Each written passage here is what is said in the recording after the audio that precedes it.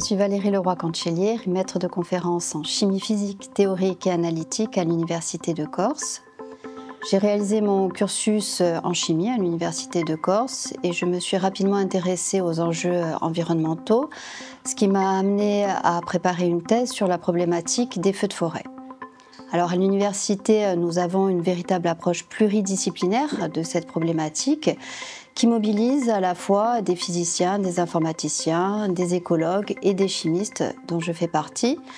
Et notre objectif commun est de mieux caractériser les phénomènes pour pouvoir ensuite les modéliser et prédire le comportement du feu.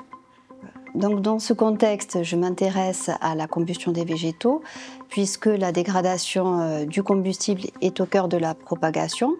Il faut savoir que c'est un ensemble de phénomènes complexes et multiphasiques puisque le végétal va d'abord se dégrader en charbon, puis en cendres. En parallèle, il y a émission des gaz qui, au contact de l'air ambiant, vont s'oxyder et ainsi entretenir la combustion.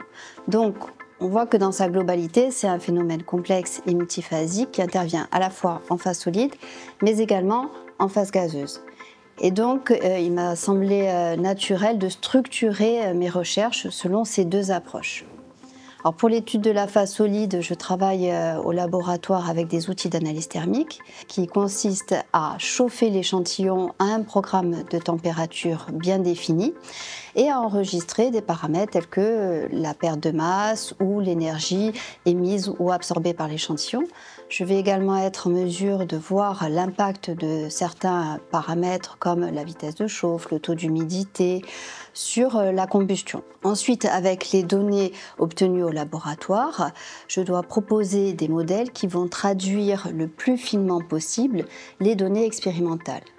Et l'objectif final étant de proposer des modèles cinétiques de combustion. Pour les espèces, je travaille bien évidemment sur des espèces caractéristiques du couvert végétal corse, mais il peut m'arriver de transposer mes techniques à l'étude d'autres végétaux.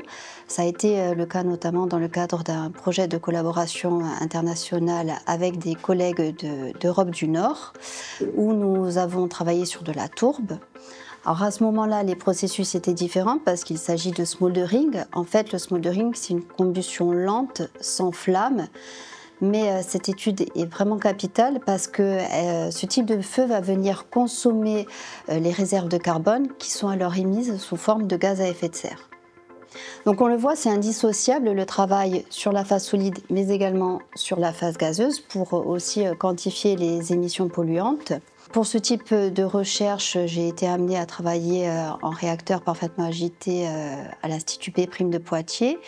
Et j'ai également fait un post-doctorat à l'ICAR à Orléans où j'ai mis en place une méthode qui a permis de quantifier des hydrocarbures aromatiques polycycliques. En fait, ce sont des molécules qui sont très nocives pour l'homme et ces dernières étaient piégées dans de la suie. Mes travaux ne se cantonnent pas au laboratoire. J'ai besoin dans un premier temps de travailler à l'échelle matière, mais il faut également que je me rapproche des conditions réelles de feu. Et à ce moment-là, le défi est d'adapter, voire de créer des nouveaux dispositifs qui vont me permettre de travailler sur le terrain. Et à titre d'exemple, nous avons récemment fait l'acquisition d'un drone avec un analyseur de gaz embarqué qui permet de faire des prélèvements directement au cœur du panache de fumée. Toutes mes activités de recherche, au fil du temps, ont nourri différents programmes, qu'ils soient régionaux, nationaux ou internationaux, et m'ont permis de collaborer aussi bien avec des chercheurs qu'avec des opérationnels pour pouvoir fournir des outils de lutte incendie et d'aménagement du territoire.